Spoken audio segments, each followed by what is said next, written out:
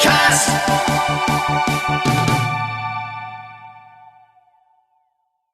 Hi Deb, welcome to KoitCast. Thank you. Thank you for having me. I appreciate it. You come highly recommended from Ian Campbell. He keeps saying to me, get Deb on. So I've done it. Here you are. Thank you for Right, coming. right. Here I am. Yes, here you are. And apparently with all your chores done, which is a great start to the day. Yeah, for sure. Okay, Deb, let's start with, in your own words, you can just give a brief synopsis of who you are, where you're from, etc. Um, my name's Debbie Jordan-Kauble, and people might know me better as Kathy Davis from Budd Hopkins' book Intruders.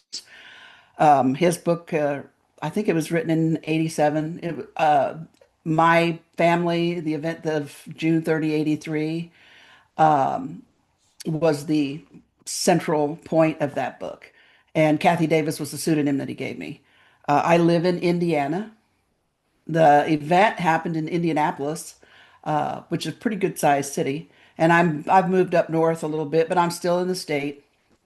And I've had a strange life.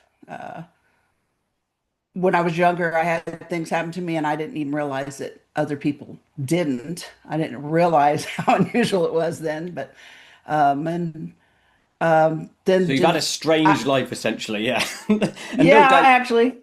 yeah, we'll get into a lot of that then. But let's start with, I know you've done this probably an inordinate amount of times, but can you recite the events of June the 30th? And along the way, I'll ask you questions and hopefully questions that you've Mhm. not heard before. Yeah, sure. That would be And nice. it's funny Yeah. enough. Today's July 2nd, so it was just 2 days ago that it was 42 years ago Wow. that this happened. I know, I can't believe it. Uh, I was a single mom. I was 24 at the time, and I had two little boys, 3 and 4, I believe. And we had moved back in with my parents after I got divorced, so I could get on my feet again, figure out my next plan of action. Sure.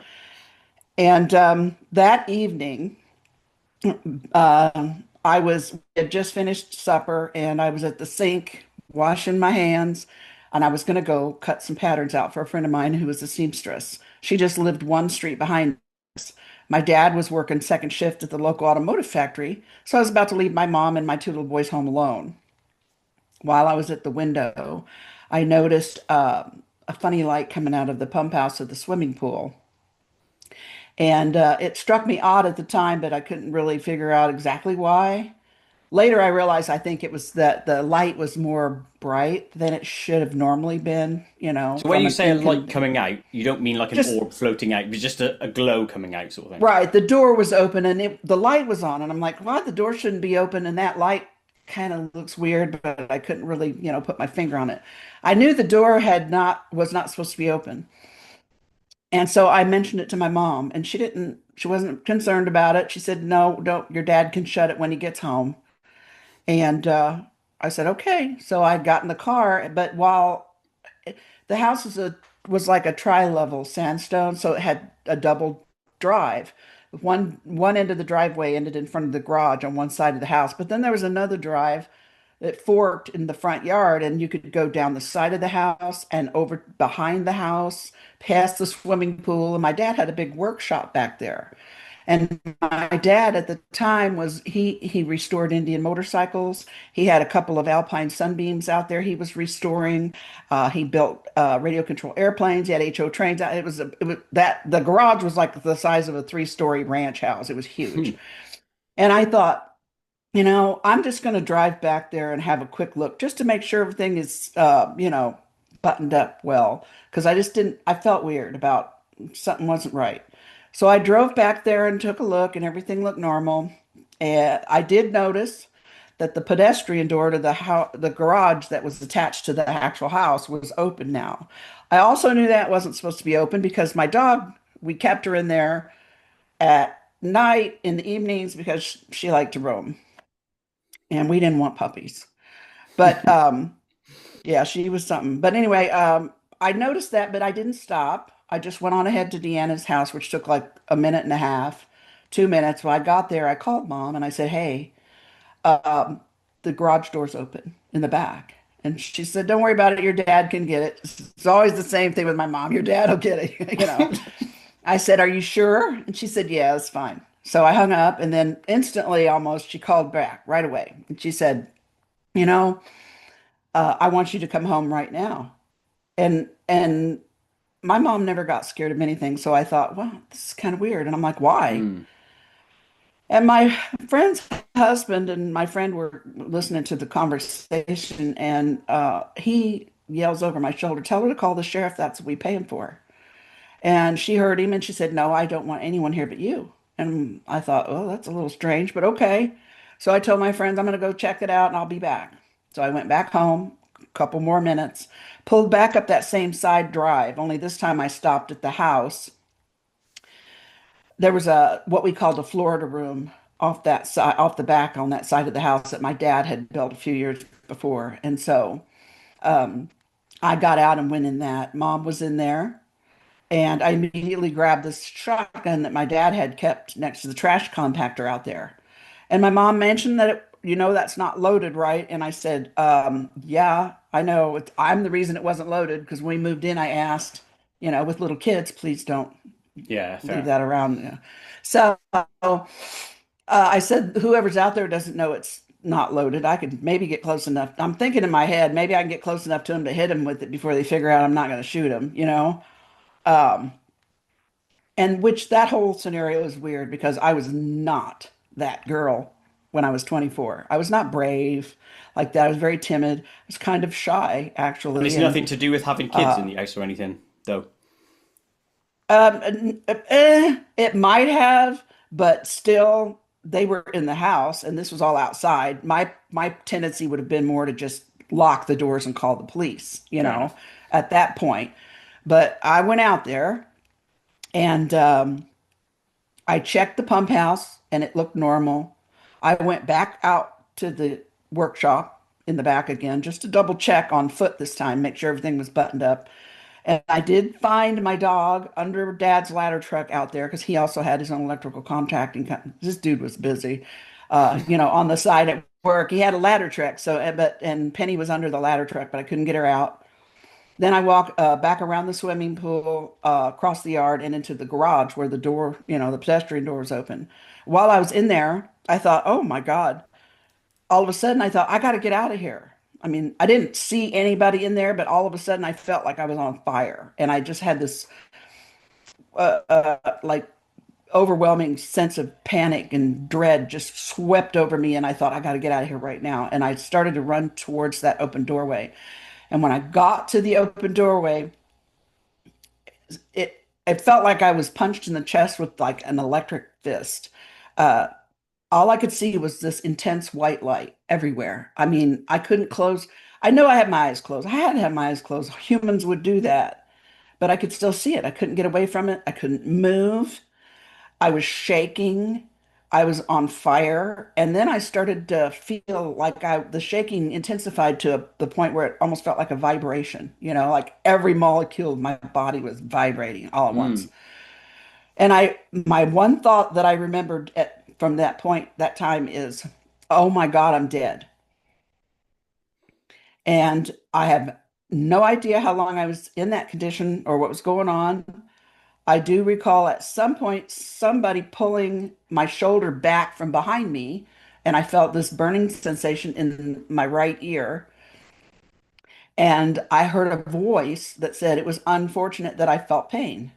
I couldn't see anybody, Mm. but I heard someone speak to me from behind me. And the next thing I remember, the vibrating stops, the shaking finally stops, the light finally calms down and is no intensity is, bright. It felt like that light permeated every ounce of my being. I felt it when it hit me in the chest, spread across my chest, down my arms, down my legs, up around my head and everything. It was weird. Mm. And like I said, I have no idea how long I was in that condition, but when all of it finally let up, I realized that I was no longer standing in the doorway. I was now standing out on the concrete patio, maybe 10, 15 feet outside the doorway. And I have no idea how I got there. What's the I also distance there probably between where about you 10 or were? 15 feet between the doorway and probably about 10 feet, yeah, between the doorway and where I found And where you were. myself. Yeah. Yeah. And I don't know how I got there because I don't remember walking there, and I still couldn't move when all of the brightness went away. My eyes were fried. Um, I don't know if you've ever had your picture taken with the old style flash cubes. Oh yeah. It's But not fun. if you didn't blink quick enough or whatever, I mean, you get these like blotches of whiteness in your vision. Well, that's the way my eyes were at that point then. I couldn't, and it was kind of dark outside at that point as well. When I left, it wasn't dark. And I thought, oh, I, I can't, I was trying to look around and see I could move my eyes, but I couldn't move my body or my head. And that's when I noticed this movement out in front of me out in the yard. And I thought I could make out what I thought were six children, kid-sized people. I thought they were kids. They were like dotted around the yard, and they all seemed to come together up by the fence and the driveway up in the corner there off to my right. And I thought, what are these kids doing in my mom and dad's backyard? I'm like, what is happening? And then I thought, oh my God, my kids are in the house. I don't know, something weird is happening and I don't know what's going on. So I had that thought in my head, oh my God, my kids. And immediately that voice again that I don't recognize from somewhere says, your children are fine. And I watched these kids line up out here by the edge of the swimming pool gate and the fence and the driveway, and they just kind of all glided in a row down across the yard in front of me. They were coming towards me, sort of, but not actually. They were just like across the yard from where I was standing, and that's when, as my eyes followed them, then I saw this thing to my left. Once I saw this thing to my left, I completely forgot about these kids. And I still to this day don't remember where they went. I don't know if they went inside this thing. I have no idea. I don't remember. But when I saw this thing, I thought, oh shit. Oh, sorry. No, don't worry about that. You carry on with that. I'm good with that. I'm like, I'm like, oh my God, what is that? It was one of those kind of things where you didn't want to see it, you didn't want to look at it, but you didn't not want to look at it because you needed to know if it was going to move towards you or something. You know what I mean? It's that like that sheer terror. And the way I described it, and we called it a craft for 40 years because what else are they going to call it? But in retrospect, I personally think there's no way on the planet that six even child-sized people could get in that thing and fly across the galaxy. So I literally have no idea what it really was. It was not much bigger than that pump house swimming pool I spoke of earlier. I estimated maybe 10 feet tall, maybe a little more. I'm not too great with that, estimating that, but it wasn't very big. It was shaped like an egg with its bottom side down, like it was sitting on the bottom, the bigger bottom side, Yeah, and then yeah. the pointy side was up. And one time I wondered if it even was actually all the way on the ground at one point because I thought maybe I saw it wobble a little, but then I wasn't sure whether that was that or just my eyes were really getting funky. And you didn't see any like And legs out of it or anything, tripod legs or anything well, like that. not tripod legs. I saw these two skinny, or I assumed there was four. I thought I saw three um, things coming out the middle part, where the biggest part of it was, Yeah. that were real. They were real skinny, like little, like if you ever seen a stick bug, little stick bug looking legs that went down to the ground, but they didn't look strong enough to be supportive in a weight way. I don't know what Sure. they were. I don't know what they were. Um, and there was I remember like what I thought was like a portal or a light on one end and then another light, but this light wasn't attached to it. It was in front of me, next to it, but in front of me, maybe 20 some feet, 25 feet from me, something like that. It was about as high up off the ground as I am tall. So it wasn't as high up off the ground as this thing was tall. I'm 5'2". So, and it was maybe about halfway up from how tall this thing was. But what was weird was it when I looked at it, it went down really slow to the ground and then came back up again and stopped where it had started. And for some reason, in that moment, I got the impression it was looking at me, but I don't know why. I just thought, oh, why don't it's looking at me. Oh, that's Um, weird, isn't it? Because yeah, it is. that suggests some measure of you knowing there's a consciousness there. So, I don't know. I just felt like it was looking at me for Hmm. some reason. And then the next thing I remember after that is I heard my name. I heard another voice and it called my name, but it wasn't the same voice that I'd been hearing. And as soon as I heard that voice, it's like I was set free and I could move. Like everything I just described to you was like fading fast. And I was shaking myself thinking, "Oh my God, what just happened?" I'm, I feel weird. And I remember turning on the patio and walking towards the voice, which was my mother. And she was the I was on the lower patio. She was on the upper patio where the kitchen door opened up to. And I remember going across the patio and up those steps to the other porch in front of the kitchen door. My Hmm. mom's got like her head out the door and she's like, "Is everything okay?" And I said, "Yeah, everything's cool." And I'm thinking to myself, "Oh my God, what in the hell just happened? I feel weird. I want to get wet. I don't know why I wanted to like take a shower or I just felt gross and weird." And then I got in my head, "Oh, maybe my friend would rather swim than so." I mean, it's later now, obviously. It's dark out.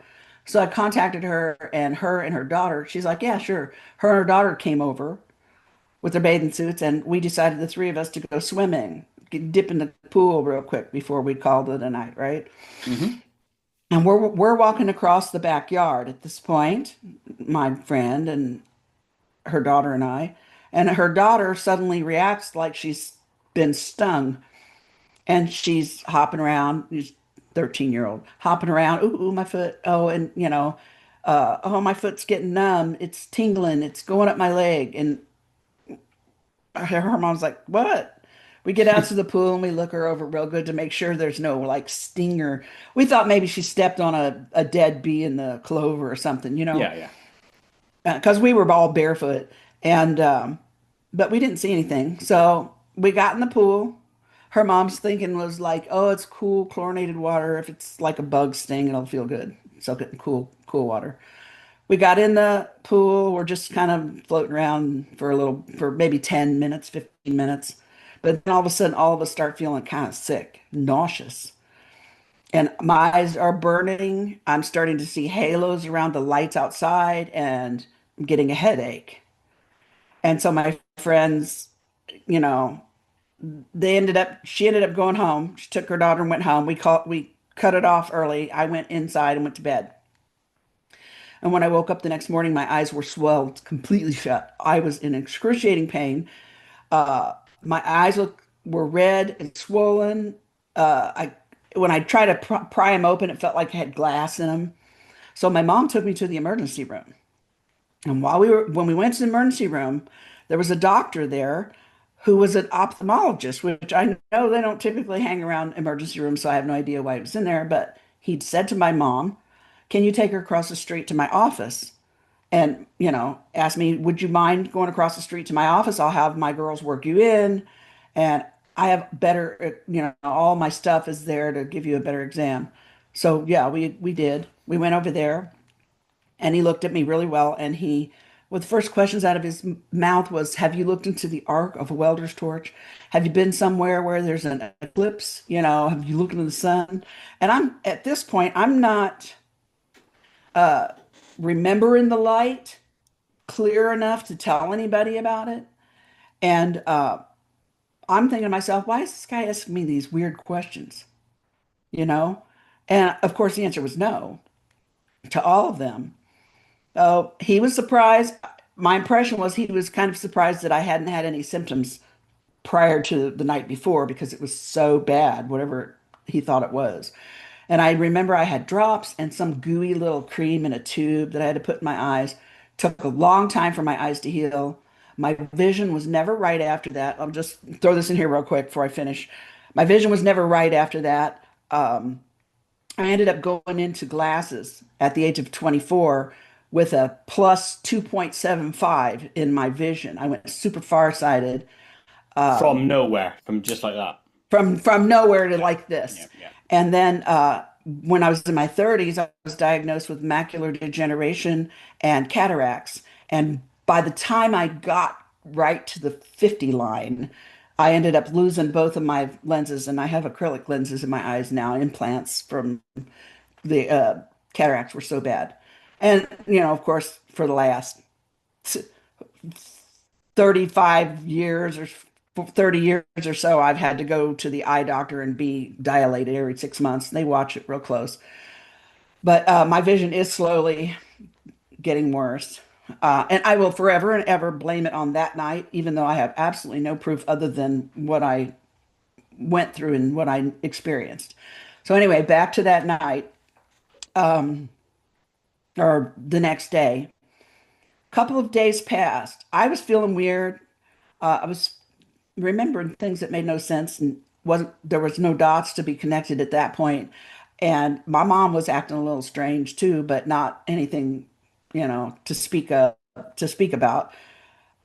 We just nobody, my dad, my mom, or I, none of us went outside to the backyard or to the pool for the next couple of days. We just all avoided that whole space. And Well, would then you the whole normally go out there? yeah, normally at least I would go out and dose the pool with chlorine, or somebody would swim at this point. It's July, first part of July. It's hot. People swim. We swam a lot. Daddy would walk back there, drive back to his garage, but I guess we just never looked in that area when we were out there.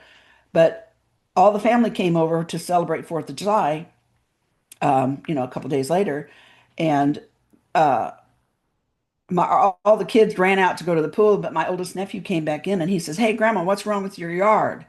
And she's like, "I don't know what you're talking about." And so all of the adults that were in the kitchen, we all went outside to look, and there was that mark in the yard.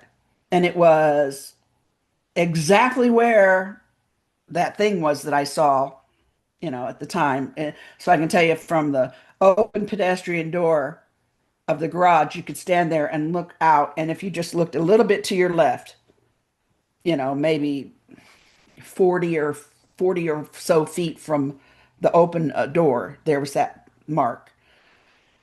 And my mom, she got this little nervous giggle thing and said, "Oh, that's where our UFO landed the other night." And I looked at her, and the kids are giggling and they're like, "Grandma, what?" And they go get in the pool.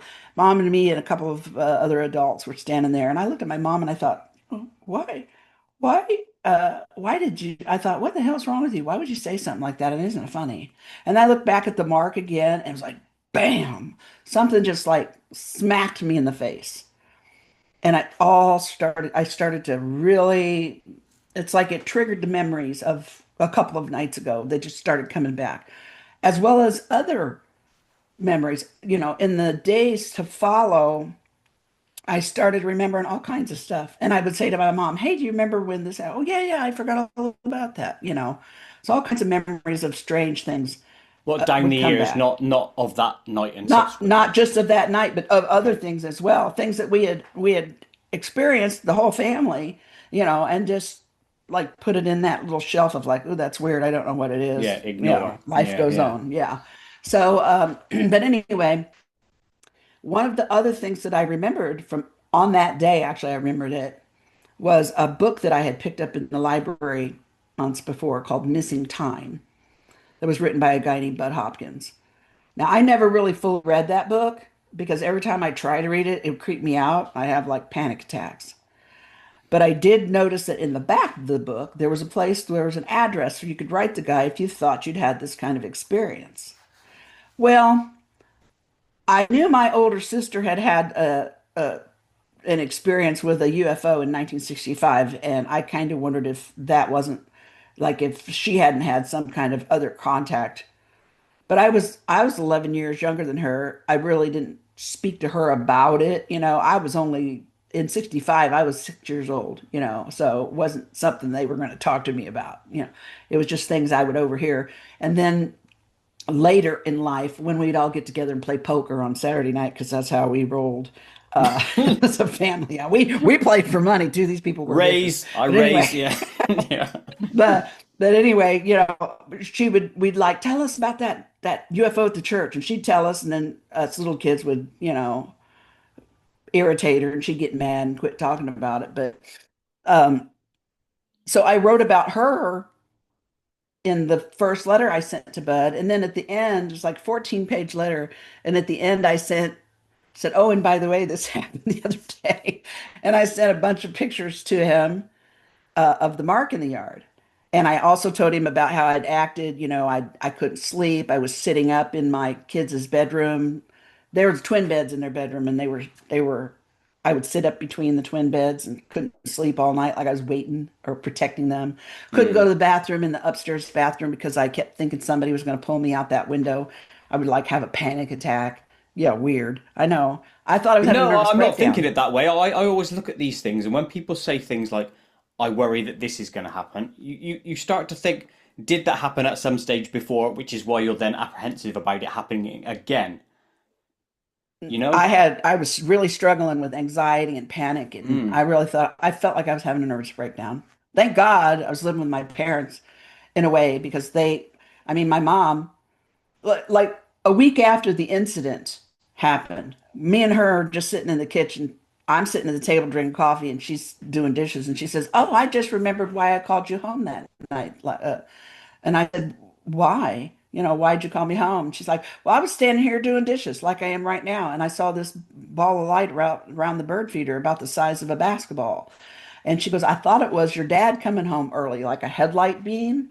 She says, "But there was no car there." And she said, "I was trying to look out the window and see if I could see like a flashlight of somebody because she said, I knew you were worried about prowlers. And, I thought, oh, maybe it's a flashlight." Um, she said, "I couldn't see anything or anybody, but she said the light got smaller and smaller and smaller in front of this bird feeder. And then when it poof disappeared, that's when I got that thought in my head to call you and tell you to come home right now." And I'm like, "Okay." You know, Yeah. it's weird that you just remember that now. And, I don't know how I would have reacted if she had told me that, before, but she didn't even remember it for, like a week or so. Which was weird. So anyway, I wrote all this to Bud in this letter. And eventually the letter got mailed, and he called. And I spoke to him. My mom spoke to him. My sister spoke to him. My older sister actually even spoke to him because she happened to be there when he called our house that one time. And he decided he wanted to further investigate it and asked if we'd be willing to. And it was a whole family decision. I personally wanted to because I was desperate. That's why I'd reached out to him to begin with. I felt like I was going crazy, and I just wanted somebody to make it make sense. I was trying. In the meantime, I was desperately trying to find answers as to what would cause this, what would cause me to feel these things. I mean, I was like really doing everything I could do. And you have to remember, this was 42 years ago. There wasn't the internet. There wasn't cell phones. When I wanted to research something, I had to go to the library and look it up in books and make phone calls. I remember one phone call I made was to the agricultural agent of the state of Indiana at Purdue University to ask him about this mark in the yard. This mark in the yard was 8 foot in diameter on the end, the circle, but there was a path coming off of it that went all the way to the end of the driveway, up where the fence and the gate of the swimming pool meet with the driveway.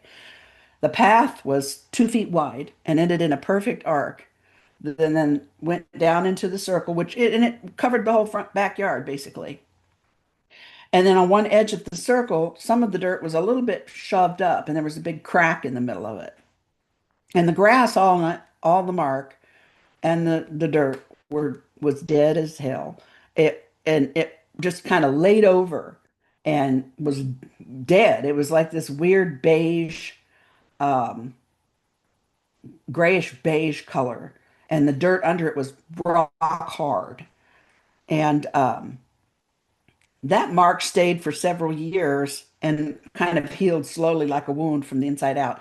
And the first winter afterwards, snow actually melted off of it. So we'd Mm. get the snowfall would start, and then it would melt off and you could see the mark. I tried doing experiments with snow and mashing grass down to see if it was just because the grass was lower than the other grass because it was all laid down, but it didn't work. I mean, you could still see, you know, I mean, when it would snow enough, even the place where I mashed the grass down on other places would still be covered over with snow. But the mark would always still end up like the snow would end up just falling off of it or melting off of it. So presumably That we that was discovered. irradiated Earth of some variety, therefore holding on to some sort of heat or irradiation that would melt the snow, presumably. I have no idea because I'm not a scientist and I don't know why how that kind of stuff works. All I can do is tell people what we saw and what we noted, what we took pictures of. Um, we did our own experiments with the dirt. I mean, my buddy Mike and we chunked up pieces of it, and we put some of the regular dirt we got from other parts of the yard into a glass, and we put chunks that we could chunk up off of the mark in the glass of water. We'd let them set for a couple of days. And obviously, the regular dirt would just be mud in the water, but this stuff that came from the mark just looked like a rock. It would not absorb water at all. So anyway, the investigation began. It took a couple of years to complete, at least a couple of years to complete. And the first visit I made to New York, I think was that coming October maybe. Um, I sold my washer and dryer that was in storage to pay for a bus ticket to go to New York by bus. Took 17 hours. And halfway Yeah. there, I'm almost dropped off. I, I had a panic attack on the bus and I thought, what the hell's wrong with you? You are a mother. You cannot afford to be crazy. You don't know who this guy is. For Christ's sake, he wrote a book about aliens, okay? He could be an axe murderer or crazy. What is wrong with you? Just go. And I almost got off the bus and went home, but I didn't. And I got off the bus. There he was waiting for me. We had a cup of coffee and a bag of I biscuits in thought you were one going to hand. say with an axe then. No, no axe. He had a sack with muffins in it and a cup of coffee. Oh, that's a And great welcome. yeah, I mean, I thought, oh, he doesn't look like an axe murderer. Maybe I'll be okay. And in retrospect, I think he might have been uh checking me out too, just to make sure I wasn't, batshit crazy, because instead of taking me to his apartment, he took me to the psychiatrist's office in New York and I met Dr. Clamar. So I'm like, that was probably a good move on his part. Hell yeah. Didn't think about it at the time, but yeah, that would make sense now. So, and then the investigation started and I started changing. Strange things started happening in the house, paranormal wise. We had already had a little bit of experience with paranormal activity prior to this, and I'd had a couple of things that I remembered with this with these gray things in the past, but I wasn't the only one in the family that had, so it wasn't like I was just the only person that was having weird shit happen to them. It was the whole family was crazy, I guess. I don't know. But then Bud comes to us after one of my trips to New York. He got me to a hospital in New York City. I had an EEG where they put them wires on your head to make sure I wasn't having epileptic seizures. I had a CAT scan in my brain. I took 6 hours of psychological testing, some verbal, some written, and the results of that came back that I didn't have any, tendencies like to be delusional or schizophrenic or uh, hyper imaginative or whatever. All these words I don't remember or didn't recognize. The only two things that Bud said that stood out to them was that I was of above average intelligence and that I was suffering from what appeared to be something they called PTSD, which back at that time I had no idea what that meant. And it wasn't something you heard all the time. On and anxiety, which I already knew about that. Um, so Bud's like, you got to have a really traumatic major thing happen to you to have PTSD symptoms. And I'm like, well, the only traumatic major things I can recall have to do with this weird stuff because my life otherwise was pretty basic and normal. I mean, we had our moments as every family does, but it was nothing that would have caused, symptoms like that. So after Bud and then Bud came to New York, I mean, came to Indiana several times. He knocked on doors, he talked to neighbors, and he found two neighbors who witnessed things that night, which we didn't even know about because we really didn't talk to them our neighbors that much. The houses were big and far apart, and one of the neighbors' houses was actually blocked by like a little area. And when he talked to her, she said that she remembered that night a bright flash coming from the back area of Mom's house, that her house shook, her television turned red, and she suddenly became overwhelmed with the feeling that someone was coming to get her. Her husband told Bud that when he came home from work that night, he found her behind the couch in their house, terrified of something. And then the other one that he found was across the street from us. She was a night shift nurse at the actual hospital where I was taken, after my eyes went crazy. And she told him that her alarm had not gone off yet, but was due to go off pretty soon. But she was awakened by what she thought was the sound of a plane getting ready to crash into her house. And all her power went out and her clocks all stopped. And when the power came back on, the clock still stopped in the front of the house.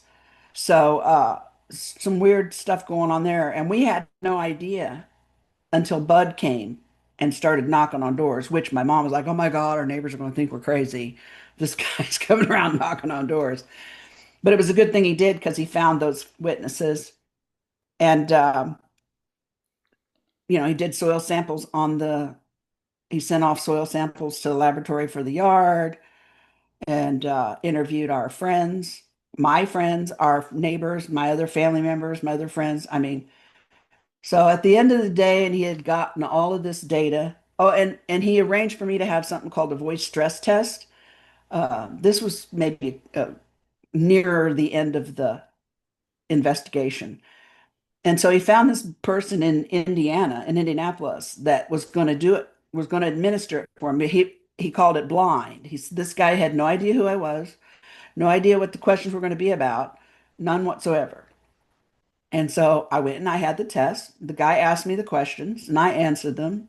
And then Bud let me know the results. He said the man told him basically, I cannot promise you, I can't tell you for sure that she saw a UFO in her parents' backyard or saw aliens, but I can tell you she believes that she did. And he said he was kind of shaken by it. It kind of, he could tell it kind of put the guy off guard a little bit. He was Mm. surprised.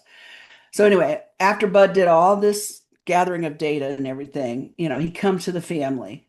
It was a trip that he had made out, and he's like, I want to write a book about this case and about you guys because I think it's important. You've got physical stuff. My dog got sick and had to be put down that fall. All her hair fell out and her teeth fell out, and she'd been out there that night. I got sick with a variety of health issues, was having all kinds of weird things happen to me psychologically. And um, I started having lucid dreams with thoughts and uh, like images that I would stop and draw, and I wake up and write down. Uh, and just all kind of weird stuff that I felt like crazy people would do.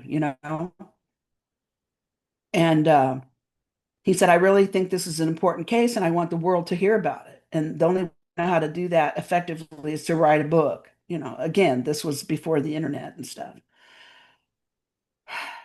We had already had a couple weird people come into the house before this was even a book, that would somebody pulled up in the driveway one day when Dad was sitting at the kitchen table drinking coffee, pulled up that side drive, got out, took pictures of the back of the house and the backyard, got back in the car and took off before the old man could even get out of his chair and get to the front yard to try and stop him. Hmm. And then And we grab got a your call shotgun on one the way, night. obviously. Yeah, and we got a call. We were out this day. We weren't even home, and a neighbor calls my mom and says, "Were you guys expecting someone? Because somebody showed up there, and I didn't see any of you guys out there." And mom's like, "No, we weren't expecting anyone. What?" And the woman described a man in a suit with a big suitcase in our backyard doing stuff at that mark.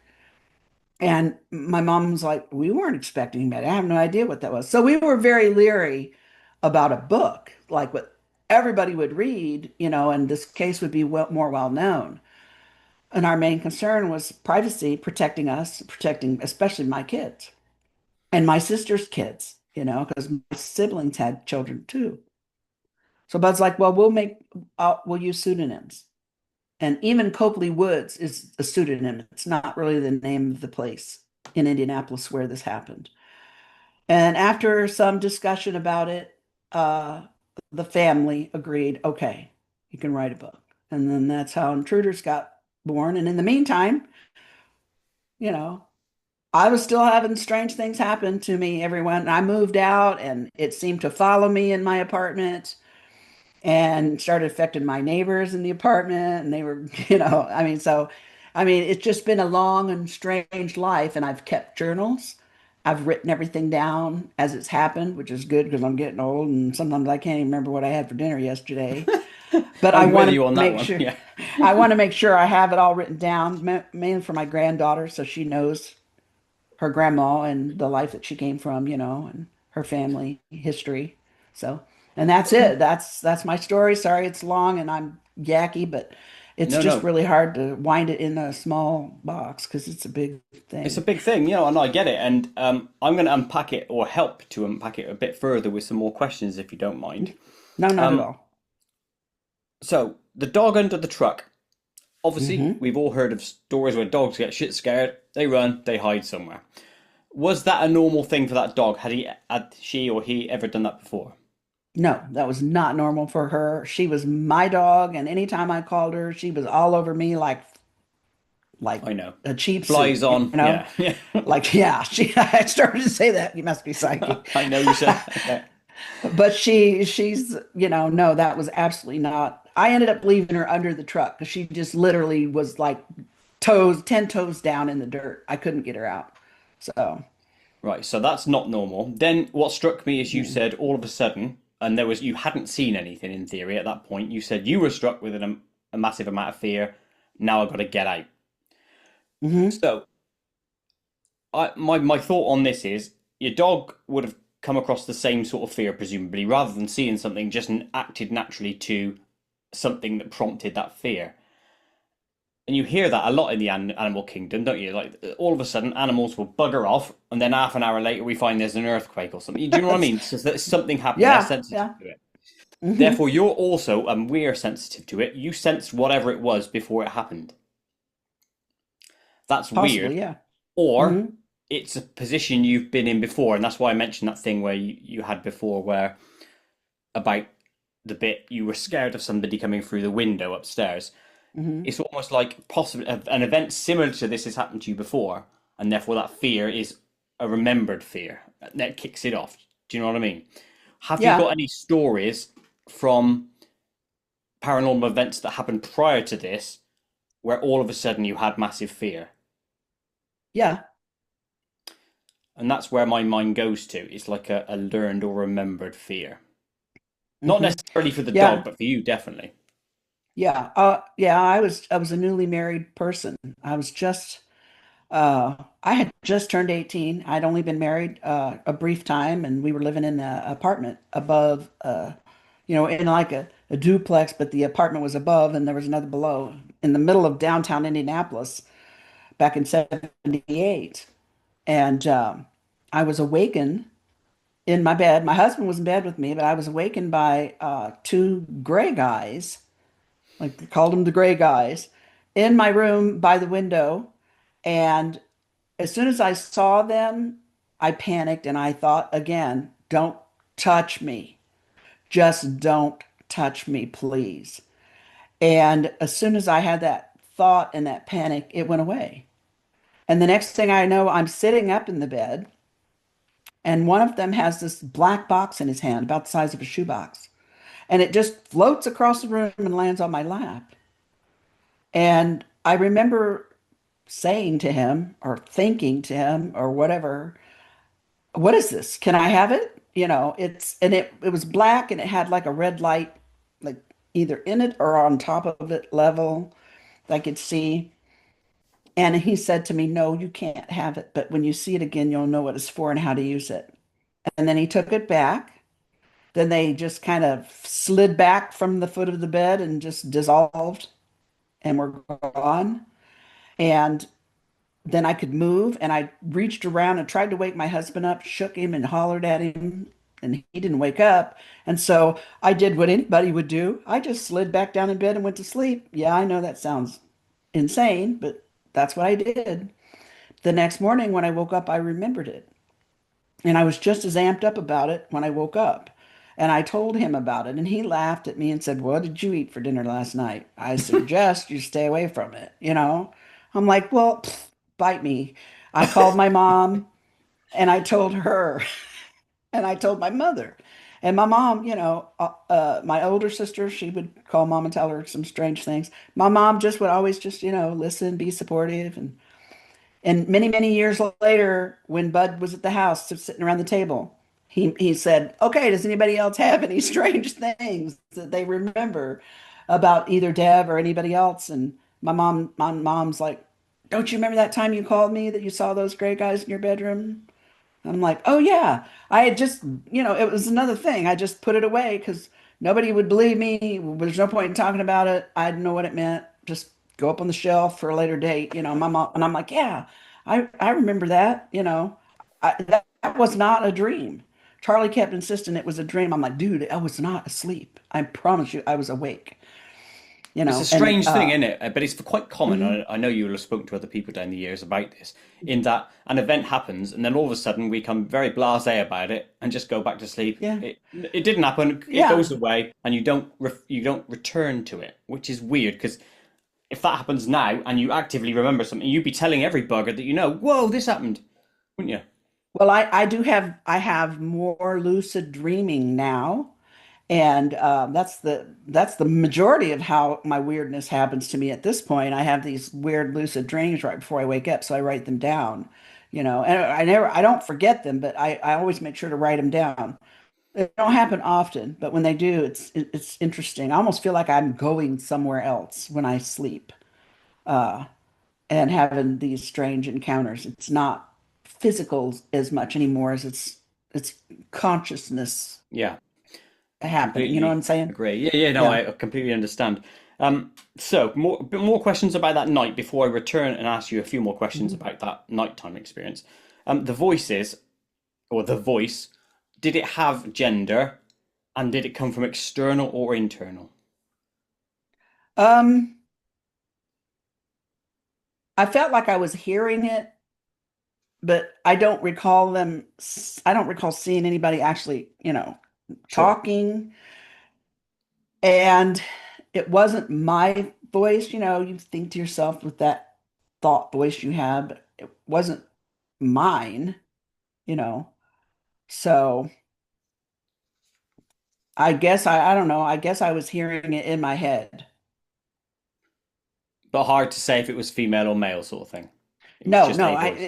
it was very generic, as I would call it. Same like with the voice that I heard back in 83 or in 83 when I heard the voice say it was unfortunate that I felt pain or your children are fine. It was just a very generic voice that could have gone either way, female or male. Exactly. Now, the another phrase that stuck out is you said they glided towards you. Hmm. Does that mean you didn't see any gait of walking, i.e., the head bobbing up and Mm-mm. down? It was just like floating almost. It was just like a sliding, a floating. Yeah, no, I didn't see anything to me that would indicate walking. My vision was pretty funky at that point. It was difficult to see a lot of detail, but that was pretty clear that I did not see what I would consider normal walking. Mm. That's odd, isn't it? And that, to me, that's one of the creepiest things when things get closer to you and they're not walking like a being. Do you know what I mean? Well, that's why my eyes were on him, like, what is happening here? Until I saw the thing, the egg-shaped thing, and then I forgot all about them. Oh, yeah, well, So both is weird. I'd like to keep an eye on both, like one eye go that way and the other that way. I know, Stop flanking yeah, me, you know? I am a little bit cross-eyed now, but it ain't that bad. Yeah, like 180. When your mum said Mhm. in that gathering a few days later or whatever, you said, "Oh, I saw a flying saucer." So it wasn't just the light ball then that she saw coming out of X, Y, and Z. She must have seen the egg thing as well herself.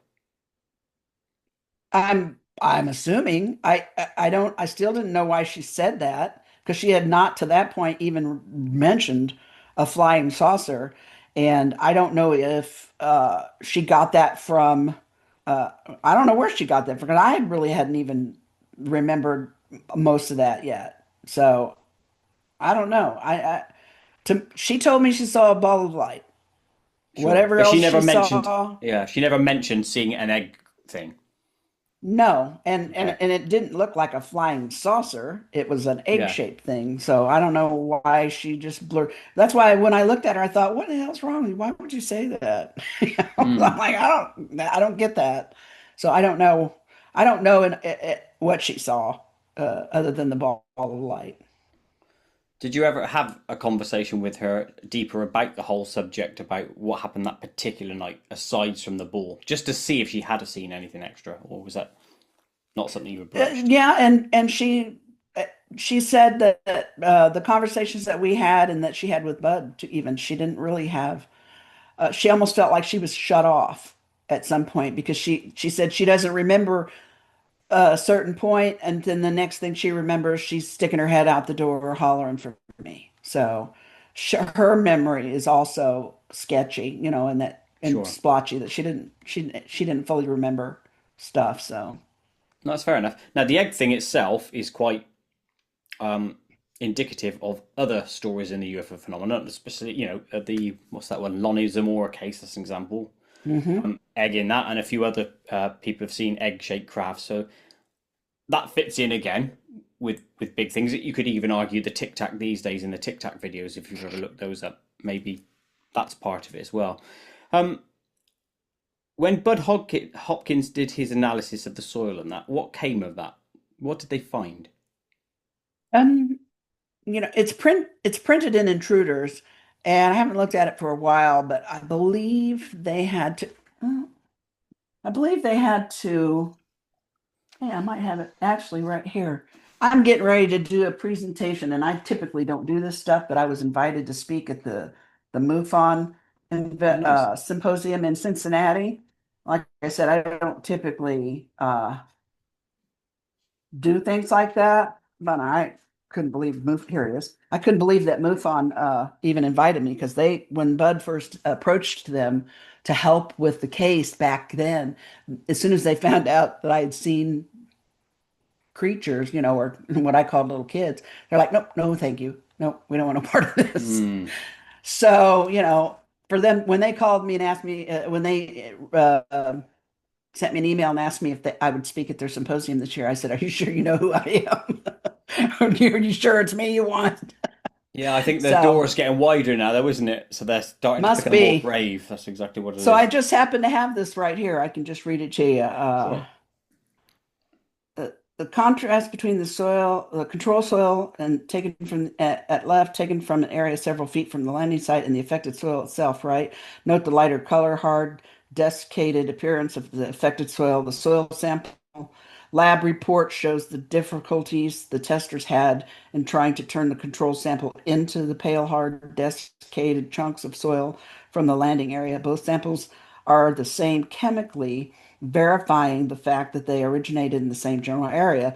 Thus, the change, color, and texture of the affected soil was apparently caused by the application of some sort of heat or other energy rather than by chemical action. To duplicate the affected soil, sample B had to be heat treated at 800 degrees Fahrenheit for 6 hours, and it still wasn't as waterproof as the soil from the mark.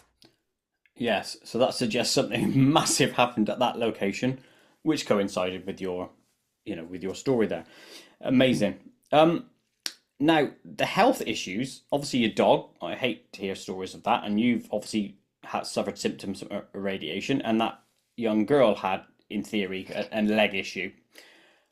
My this next question is more theoretical, really, which is if these beings have been interacting with us for such a long time, and that's what it seems to be, and especially you've even indicated yourself they've interacted with you before, why is it that they allow us to be within contact of something that's going to cause massive issue to our structure if they're with us and want to use us and examine us and stuff? Do you know why are they subjecting us essentially to radiation? I don't really know. My first thoughts were that it was an inadvertent effect uh, of this contact that wasn't, realized, like it wasn't maliciously done. But you'd think if they're able to figure out a way to get here, they'd figure out a way to know, you know. So I don't know. I don't know, or maybe they just don't really give. They don't really care that much Yeah, they about don't us. care. Yeah. Yeah, and that's I the mean, thing that well, comes across, isn't it? yeah, Travis Walton, although Travis Walton has said in some of his more recent talks, because I've heard him and I know him, I've spoken to him many times, that, he felt like they probably took him to try to save him after they realized what had happened to him, when he got hit with that light. And he felt like maybe they saved his life. So, it's still in the back of my mind. I have so many weird health issues now and have all my life. Although yet overall I'm generally healthy for especially a person of 66. But it's always in the back of my mind, is something going to pop its head up? Like my dog, she got so pathetic. We first thought she had mange, right? You know what mange looks like on a dog, Yeah. where the hair starts falling out and whatnot. And we thought maybe she had mange as we watched her progress. But then the hair started falling out in places that couldn't rub off. She couldn't rub. And then she started getting these big black sores on her back along her spine, and they would be gross. And we started noticing teeth in her food bowl, or teeth were falling out. Her eyes were whiting over. It was clear that she wasn't seeing the way she was, and she just degenerated so rapidly that by early fall, I'm thinking maybe in September at that point, we took her to the vet, and then she had to be, euthanized, which broke my heart. But and she Mm. wasn't that old, but something just took a hold of her so quickly, then she just went downhill, and we just had to put her out of her misery.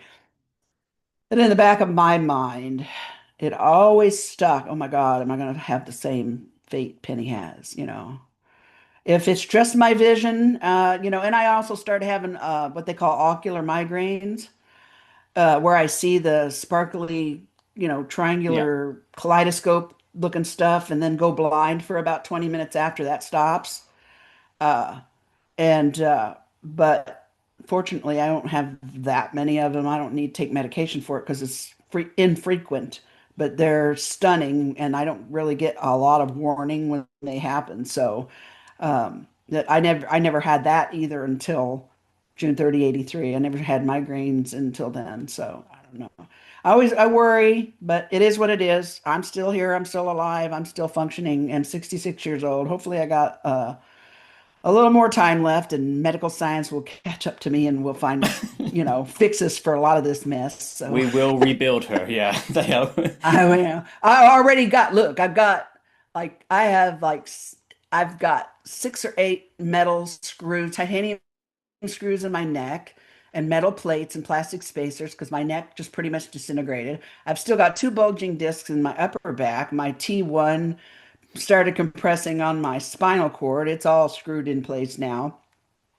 My scar tissue from my surgeries in my abdomen grew like insanely it created a web that encompassed my entire intestines, and they had to go in and twice emergency surgery, and he cut away like 40 plus scar tissue adhesions in this. He called it a big like a big fishing net, in my abdominal area that caused some partial blockages.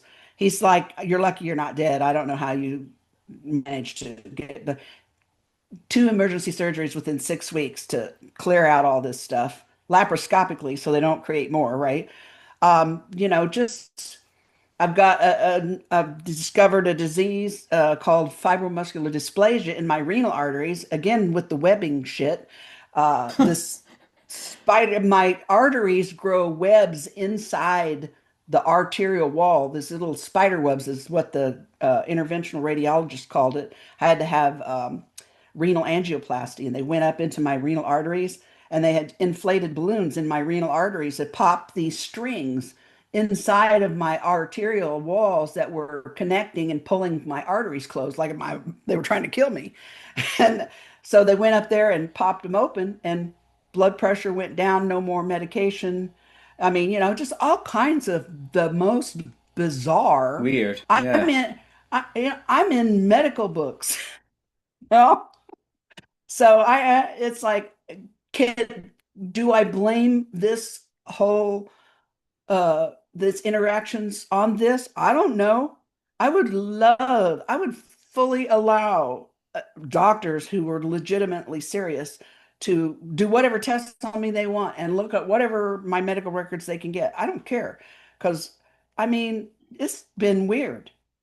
And I just want to know what I might have to look for in the future. You know what I'm saying? Well, So let's hope it's zero just, things are in your future. I hope, I'm But sick of it. yeah, I bet you are. I mean, the eye thing would that would make me incredibly angry. Sometimes I do get angry, but then I realize, you know what? That's not going to hurt anybody No, but you can't me. do shit about it, but it would be angry at that time. I can't, yeah, I can't do anything about it. I have friends who've had positive experiences, and I still have a positive. I don't feel, it's hard for me to explain why, but when people ask me if you could not have this happen to you, ever in your life and just have like a normal life, would you go back and change it? And I'm like, I used to think when I was younger, oh yeah, hell yeah. But now at this point in my life, it's like, you know what? If I hadn't had these experiences, my life would be unrecognizable. There would be nothing in my life now. Everything was came to get happened as it that led me to here and led me to be what I have become, and so no, I would not change it. It was not easy. But I decided to stop thinking of myself as a victim and start thinking of myself as a survivor and start using it to grow inside. You know what I mean? Because I No, can't completely. change the past. I can't change what happened. It is what it is, and I've been through shit in the normal world that some people don't ever come back from. Like I watched my husband kill himself. He shot himself in our Oh backyard wow. with a 12 gauge. I was in a F3 tornado that dropped my house on me and I lost everything I owned. And yet I was dug up out of the debris with no injuries at all. I survived, you know, and I have become stronger because of all of that. Uh, so would I change anything? Probably not. It was quite a ride. Sometimes I thought to myself, well, who did I piss off? If people have, if some people believe that you choose this life or, you come here to do these and have these experiences, well, it wouldn't be unlike me to say, hey, I'll just get it all over with at once so I don't have to come back to shithole again, Well, that would be one question But I would ask you. Do you believe that is the case that we choose this life and we are um, putting it on ourselves? I don't know. Honestly, I'm open to that. We could very well. And like I said before, my personality type now is like, yeah, well, that would be me to say, let's just get it all over with at once, because I'm kind of rip the band-aid off kind of person. But or at least I am now. Uh, would I have made that, would I have said that 25 years ago? I don't know. Maybe not. I don't know. I know that it's a lot of theoretical, so we can't really have an answer to it, but it's interesting. I like to Mm-mm. ponder on these subjects. Oh, I ponder on all kinds of stuff every day. My ponderer is on high High alert. volume. Yeah, yeah, mine too. My inner monologue sometimes never switches off, and then you don't get any sleep at night, and that's not the bestest thing in the world. Um, Mhm. Regressions. What are your thoughts on that? Have you done it? Are you going to? What's the score? I have been regressed by Dr. Klamar, the psychiatrist in New York. She regressed me, and then Bud regressed me a handful of times uh, when I would go to New York. And I I remembered most of what I remember on my own, spontaneously without it. Um, to me, for me, regression was like I remembered the car accident and I remembered the car, but regression helped me remember what color the car was and the license plate number. You know what I mean? It didn't create the event, but it added some detail that I consciously was having trouble remembering. But having said that, I understand where people are coming from when they don't like it and they don't think, because I do believe it depends on the person being regressed and their personality and their individual mental health status or whatever, and the person doing the regression, because I think it's a very tight band of protocol that you need to stay within. Some people do that, some people don't. I think it can maybe cause more harm than good in some people if done incorrectly, but I think it's an individual choice. I personally have no desire what. So there's a lot of stuff I still don't remember, and frankly, I might never remember, and that's fine with me because my attitude is if it ain't broke, don't fix it. I'm good. I got good therapists who knows all about this stuff, and I'm very fortunate in that way. So I have no desire to have any kind of regression by anybody anytime soon or ever. Don't need it, don't want it. If it's something somebody's interested in, I suggest that you do your homework prior to. Make sure you know who you're doing it with, who's doing it with you. Make sure you fully understand how it works and what it actually is, because there's a lot of misinformation out there about it. So I think it's a personal choice, and I don't have a need for it personally. And I like that. Is it just you don't have a need, or is there some fear attached to it? And the reason I ask that question is this, is because I don't think I would ever make the personal choice to be regressed because I don't want to potentially open a door that might lead to things that shit me up mentally. Do you know what I mean? Yeah, Really scare I me. I I understand that completely, and I think I have passed the point of that fear. Obviously in the beginning when I was young, there was a lot of terror and fear involved in the contact that I had. But I overcame that. I don't have that fear and terror that I had before. And it was a long process of understanding myself and the world around me and trying to learn more about the world around me and the world around me that I can't see, but I know is there. I started getting very interested in quantum physics and string theory and all kinds of weird sort of science stuff, as far as scientists are concerned. Some of them think it more than others, but and I don't fully understand any of it, but there's a lot of stuff that makes sense to me and based on my own personal experiences. So you know, I'm uh I'm fully aware that there's a lot of things consciously that I haven't remembered yet. There's a lot of things, let me tell you how my mind works. When my husband Hmm. killed himself, I was there. Okay, I was out there watching him with the police when it happened. And yet, I did not consciously remember hearing the gunshot for like 3 months. I went around telling everybody, "Oh, the angels put their hands over my ears. I didn't hear it."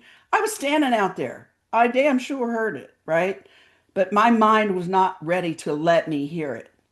But about 3 months afterwards, in the course of my grief and my healing, I was about asleep one night. I was in that state between before you fall asleep and you are asleep, that one tiny little space you get in.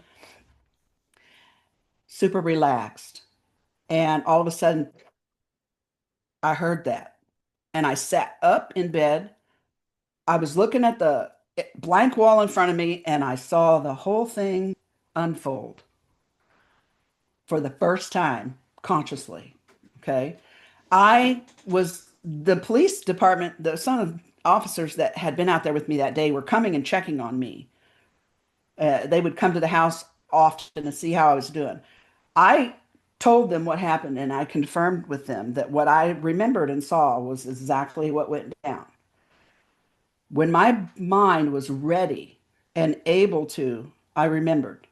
So I feel like, as far as that other stuff goes, when I am ready and my mind thinks I'm able to handle it, it'll come. If it doesn't come, I don't need it. Fair play. So No, that makes perfect that, sense. Yeah, you're giving yourself a structure to cope with whatever needs to be processed. and my Yeah. mind is very, very skilled at protecting me from things that I can't, you know, deal with at the time. I'm master poker face. Trust me. I Well, won that's plenty of years of poker poker games. practice. Exactly. I love that as well. Yeah. I love playing poker. And I also like the fact that you use the phrase a lot. It is what it is. It's exactly one of my phrases because you can't change everything. You let control You go. cannot change, but you have to learn how to accept what is and adjust accordingly because that's the people who survive. Any situation that you find yourself in, whether it be this or other life traumas or war or anything else you have no actual control over, you always have control over. You may not be able to control what goes on around you and with other people, but you always have control of how you are going to deal with it. That's on you. As long as you don't make yourself a victim and give that control to someone else, no matter what happens to me, I will never be a victim. It's just that's the way my brain works. I mean, I'm not here to put anybody down for any other state of being.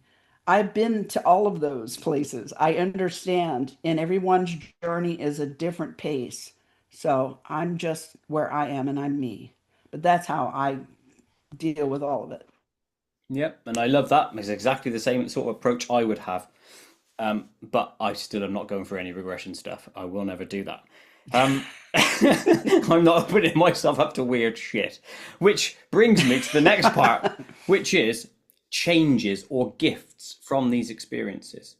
Now, you alluded to it earlier, and it's a common theme again across a lot of abductees or experiencers, is that they come back with some measure of being more open or a gift. What spiritual changes happened to you since those days? Mm. I was always different. Even I was given an old recording of a telephone conversation between Bud and my older sister. Like I said, she's 11 years older than me. And in the conversation, it almost made me want to cry because she said to him, she's different. If she's got special gifts and if she could learn how to control that, she would rule the world. And it made my heart feel glad that my older sister said that about me to him because I always worshiped the ground that she walked on. I wanted to be just like her.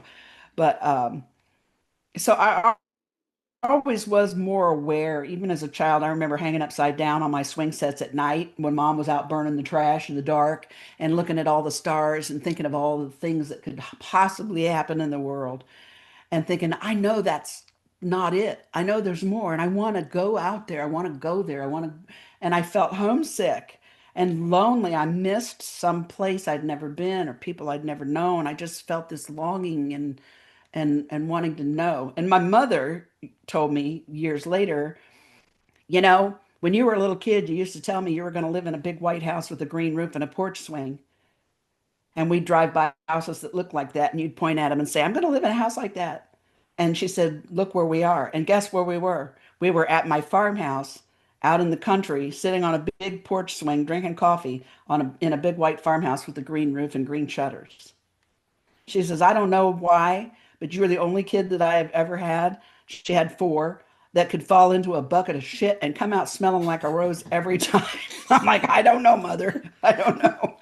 But Love it. so I've always been a little different, and I've always had a knowing, a wiser than my years as a kid, right?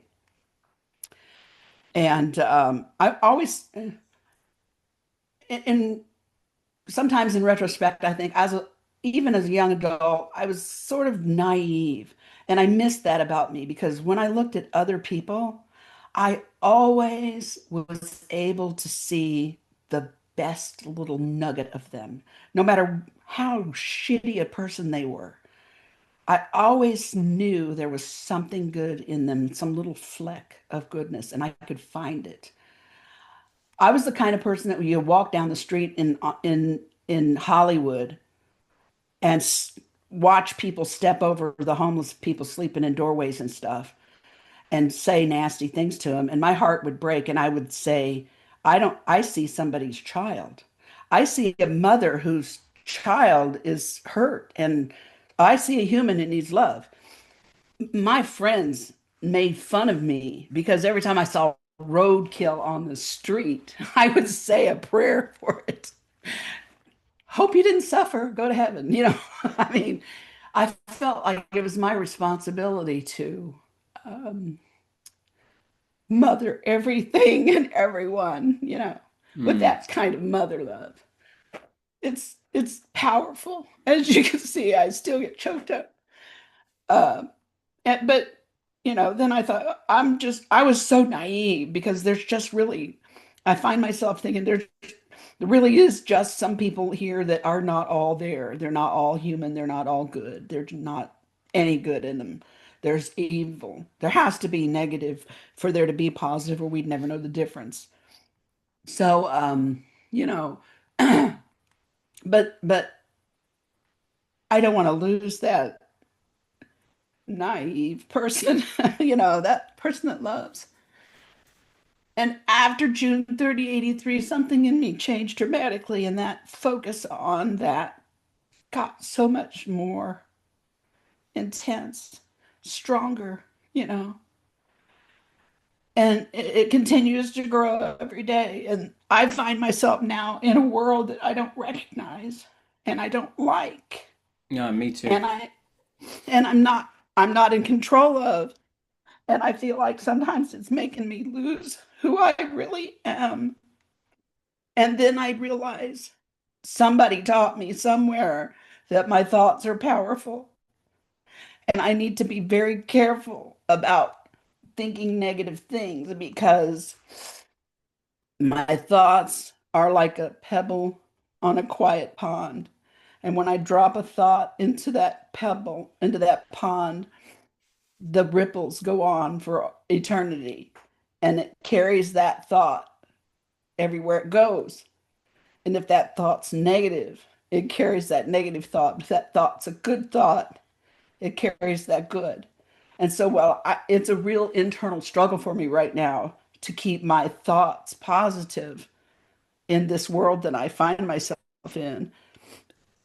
But I'm doing the best I can, but I'm just human. But I think we're all, I think growing through these experiences has taught me that we are all powerful manifestors and magnificent beings, and we don't even remember what we're capable of and what we can do. And if we could all just wake up, I know that sounds so cliche, but remember, it could change the whole world we're living in right now for everyone, you know? Well, this is one of my questions, which I wrote down specifically for you. I mean, are spiritual changes the reason for abductions, i.e., to wake us up or change us, or is it a side effect, do you think? Um, I don't have the answer to that. I don't know. It could be either one. Um, you know, could be either one. But you said that you were like that before. You're heavily empathetic before. Do you think Hmm. those experiences laser focused you then to be even more empathetic and simple? You know all those words now. Yeah, I think maybe they have. I mean, it's certainly it's like a poke in the side that says, "Hey, remember, remember." You know, sometimes you got to have a big poke because you get too distracted.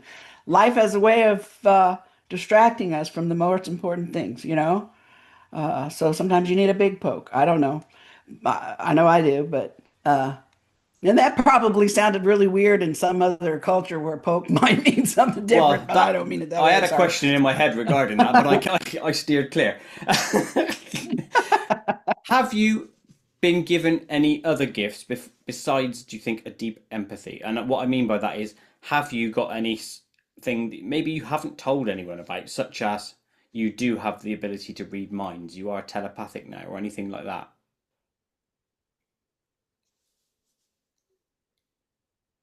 I can do things sometimes. I'm very intuitive. All those tests that you see, what's the number on the card and blah blah blah. I do very well on those. Um, Everybody has an energy signature, right? Hmm. We all emit energy, and I've discovered that everybody's energy signature is unique, like a fingerprint. And if you walk up behind me and I know you and feel you, I'll know who you are right away. But if you walk, if you, it's like my husband or my son or somebody walks up behind me, I know it's who it is. If you walk up behind me, I don't know you, I'll recognize enough to know I don't know you, but I'll also be able to see whether you are a negative or a positive. I'll feel that. I can go to the grocery store and walk through the Walmart, and most people are just, buzzing along, and I can walk by somebody and I can almost in a flash see their whole life, everything they've gone through in the briefest of flashes, and understand them. But every once in a great while, I'll walk past someone that turns me cold, and I'm like, I mean, the hair, even just thinking about makes the hair on my arms stand up. The hair on my arms literally stand up. It's almost a visceral response to somebody's energy, and I got to get the hell away from them as far as I can because they are not good. And I feel that before I don't know, I even know these people, you know? Um, and Well, that's a good warning system, isn't it? For you to keep safe yeah, in any way. yeah, it does. My instinct, the more you trust your gut, the better it is. It's there to protect you. Oh yeah. Understand that. And the more I trust it, the better it gets. Um, I will make last minute choices of things that have probably saved my life. And um, I've also been practicing trying to concentrate my energy on things so that I can like move stuff with them. And I've had some moderate success with. And even back when I was like 15, my Okay. sister decided that we were going to paint my parents' kitchen cabinets for their anniversary. So she took all she was in charge because she was older. She took all the handles off, all the brass handles off, and I was to scrub them out on the driveway in a bucket with water and soap to get all the cigarette nicotine and gas stuff off of them, right? And I didn't want to, and it pissed me off, but I did it because she was my big sister and she bossed me around. So I'm out there in the driveway scrubbing these. I got my hands in the bucket of water, scrubbing them, cussing her out and all that. She comes out, she's like, how, she wants to know how it's going. And so I dumped the bucket out. And I said, you tell me. Oh, half of those brass handles were twisted so badly that they couldn't even go back on the cabinets. We ended up having to buy new handles. And she was mad as hell at me. I and I think in the recording she even was telling Bud about this in the recording. Um, somehow I managed to twist these brass handles by scrubbing them with a scrub brush. And if you know what brass handles are like, ain't no 15-year-old girl twisting these No, brass handles up. brass I is did. strong. Yeah. She was pissed. She was mad at me. Ooh, she was mad. But yeah, and I think she mentioned it in the phone call if I'm not correct. But anyway, so I've always been different. I've been able to I I can find things sometimes. Sometimes when people ask me if something's missing, I'll be able to tell them where it's at. I've even been trying to here recently hone my, you know what remote viewing is, right? Mhm. Well, I think I've been doing, I talked to several of my friends that are remote viewers, and I think I've been actually doing that in my sleep at night. So I'm trying to learn how to harness that and you know control it. We'll see how that goes. Yeah, So and I'm then you can shit doing up your weird friends things. by telling them what's in their bedrooms and stuff. Yeah, that's good. Yeah. Oh. Got a question then for you, right? Your sensitivity, frequency to people and stuff around you, can you read it via the internet as well? So, as an example, could you read what I'm like as a person via this connection, or do you have to be Mm, local to you? I don't really have to be local. Um I get it.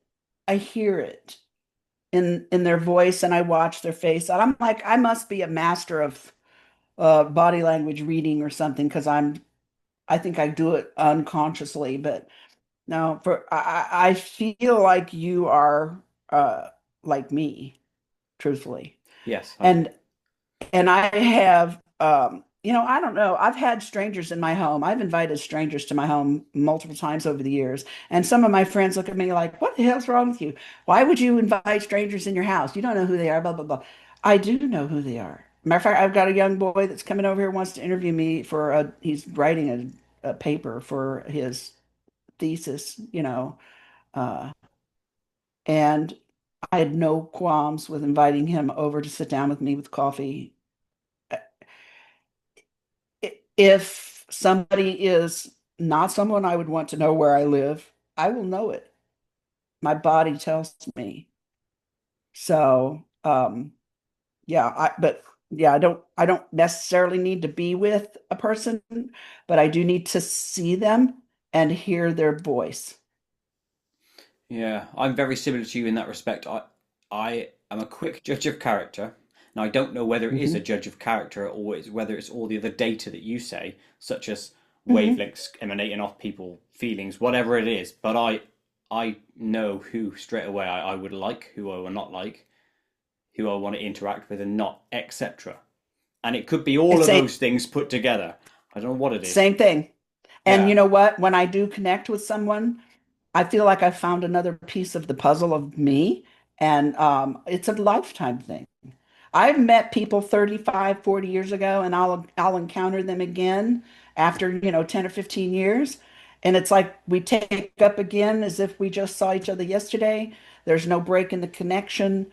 And it's when I like you, when I have connected with you in some way, like plugged in and left a little piece of me with you and taken a little piece of you into me, it's for life. Even Yeah. if I don't like I have an ex-husband or two, um, but still, I wish them well. I mean, we just couldn't live together. That doesn't No, that's mean fair. Yeah, they're yeah, yeah. bad people. So, Yeah, no, I completely get it. mhm. One other thing I want to touch on this psychology sort of subject is I read from one of your pages that you don't like seeing yourself on TV or hearing your own voice, right? Right. Why do most of us have that, do you think? I don't know. You know why? It's because it doesn't feel like me, because I don't really connect much with my physical self as I do my energetic self or my consciousness. My consciousness is, I don't know. It's when I see myself on TV and I hear myself, I don't feel connected to it in some way. It seems foreign to me. You're seeing I a don't know. mask in the way almost. Yeah, sort of. Yeah, yeah.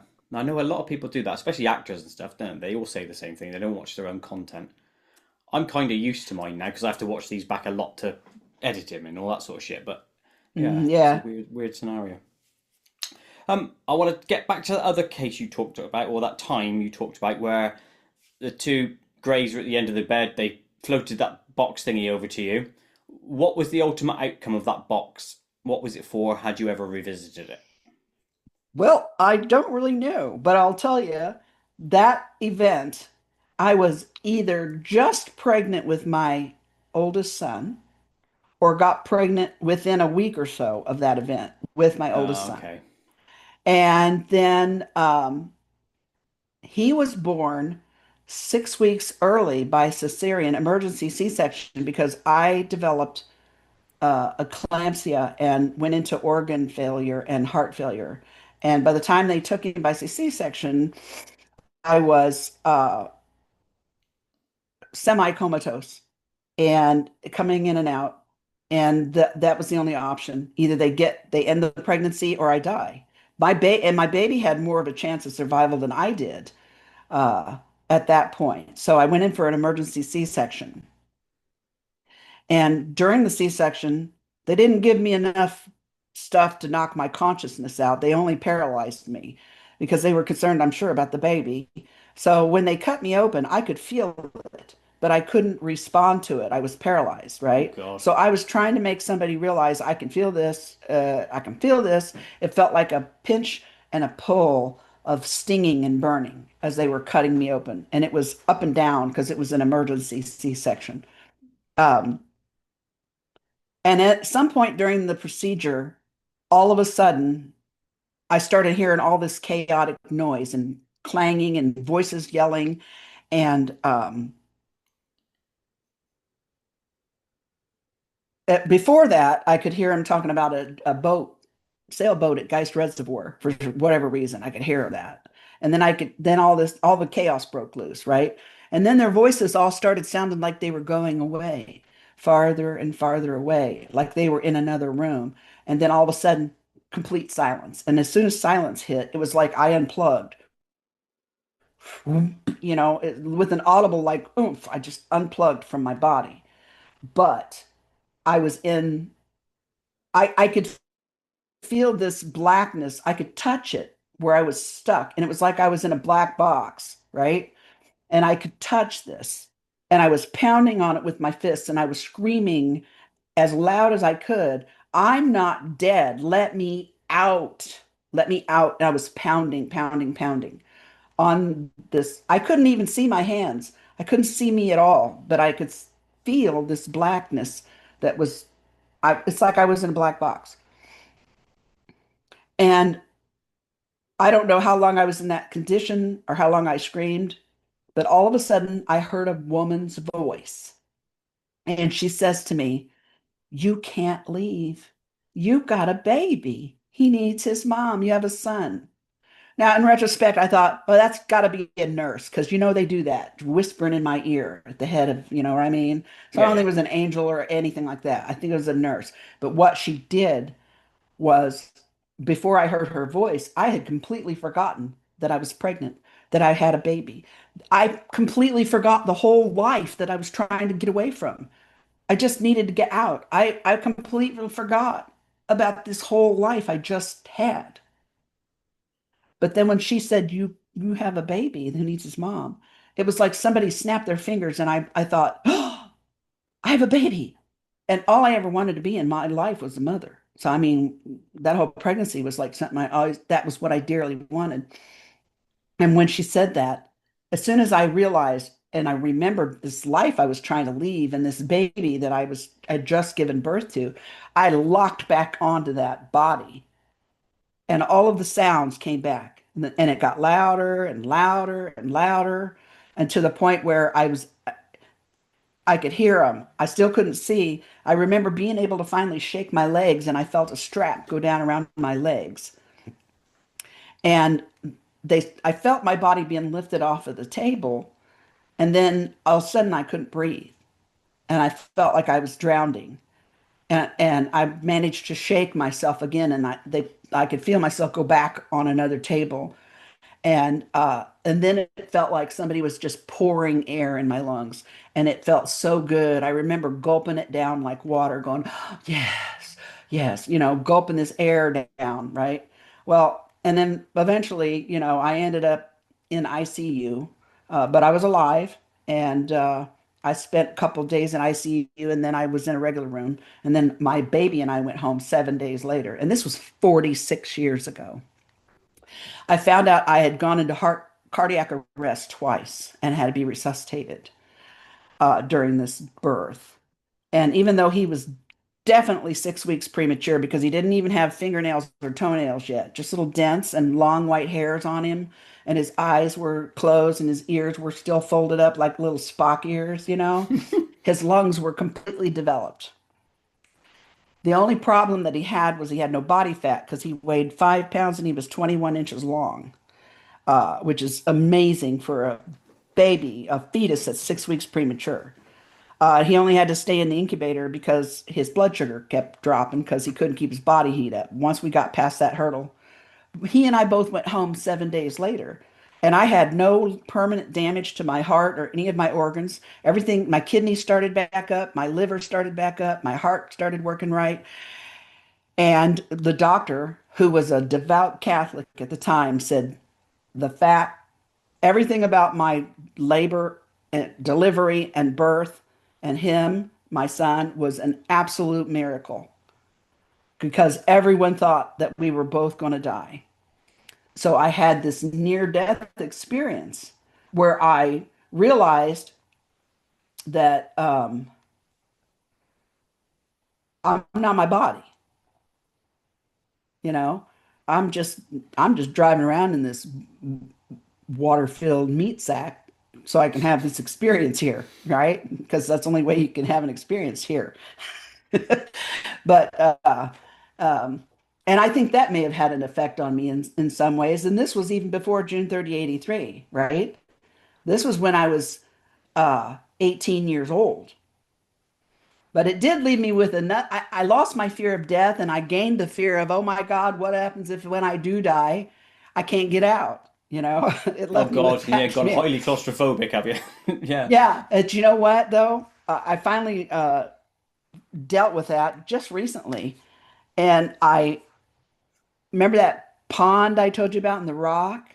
Hmm. I took this stone and I said, when it's my time to go, and it's really time for me to go, I'll see that door open before I go into the box. I'll see that open door before I go into the box. And I drop that stone in the universe, that thought. And I got this voice in my head, literally this voice in my head that said, that's all you ever had to do.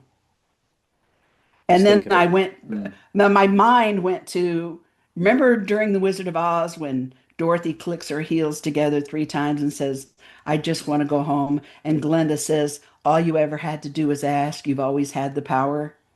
That voice came in my head and said the same thing. Well, I wanted to call you So Dorothy earlier when you said that your house landed on you, but I held off because I didn't quite know how it would get taken at that stage. But yeah, wow. we So good. yeah, good. I'm not. Yeah, Ian said you would be, but I always like to give my own perception of people before I start unloading my own jokes and thoughts. Um, so the black box given to you by the aliens, do you think that represents that void that you found yourself into, or do you think it represents the gift of the baby to you? Um, I don't know. I know that it, and I didn't even realize this till my friend Whitley Strieber made a comment about, back in Egypt they had soul boxes or whatever, and I'm like, really? I didn't know anything about it. He was telling me about it, and then kind of made that connection between my son's birth and the trauma and the near-death experience and the black box, because that dude, the gray guy, said to me, you'll know what to do when you see it again. And the only time I've ever seen anything that even remotely resembled a black box was that near death experience, which happened. Uh, you know, I think that the 78 incident was probably in maybe August of 78, and my son was born in July of 79. So it was a kind of the Yeah, same amount very of close time. to a gestation Hmm. scenario. And the red light on the Hmm. box, what would you, if you had to say, right, it is the black void then that you find yourself into, what would the red light represent? Mm. Maybe from where I was coming from, Maybe that was you, the red light. Maybe or you're maybe the me. energetic Yeah, I orb. don't Yeah. know. Yeah. So I'd love to ponder on that for a long time. and work out all the possibilities, you know? I could be there Yeah. for weeks thinking on that one, but I won't. Yeah.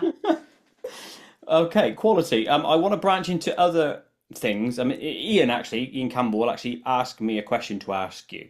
So I'm going to throw this in here now, and I Okay. apologize if it takes us slightly on a different journey, but I want to ask it anyway. He says, Madar device, and I have no idea what that means or is. What is it? And it's going off a lot recently. Why? Well, some guys from MUFON, the Mutual UFO Network, and specifically Francis Ridge, a fellow who used to be the state director for MUFON, Indiana, many years ago, when I was actually an investigator for them, and developed this along with other people. Its unit. It's called the Madar unit.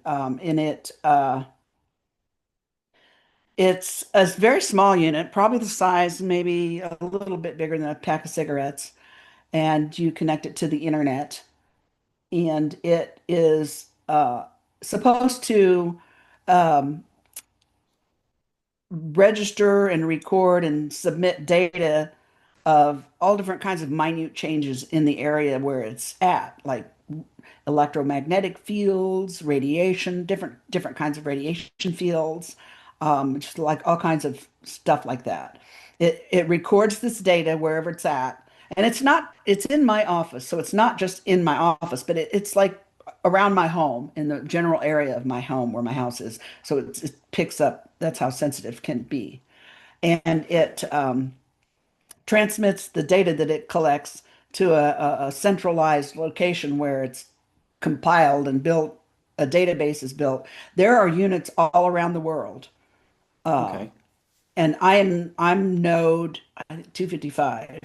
But it's and most people that have them, they have to purchase them. They're like $250. But they actually offered to put one in my home. I think they're maybe using me as bait or something. I'm like, sure, no problem, right?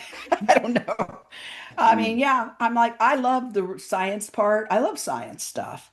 And I love it when science and this other stuff kind of dovetail, you know? I love that because I feel like this is a science in a way, just a different kind. But anyway, so I got one in my house, and I probably had it for the better part of a year, and it didn't do anything. I'm like, does this thing even work? Click, click, you know? And I'm like, I felt bad because I felt guilty because they give me this $250 unit in my house that isn't doing anything. And did I break it? Is there something wrong with it? You know? And then I don't know what happened, but about the time all the drone activity started in Oh yeah. November, right?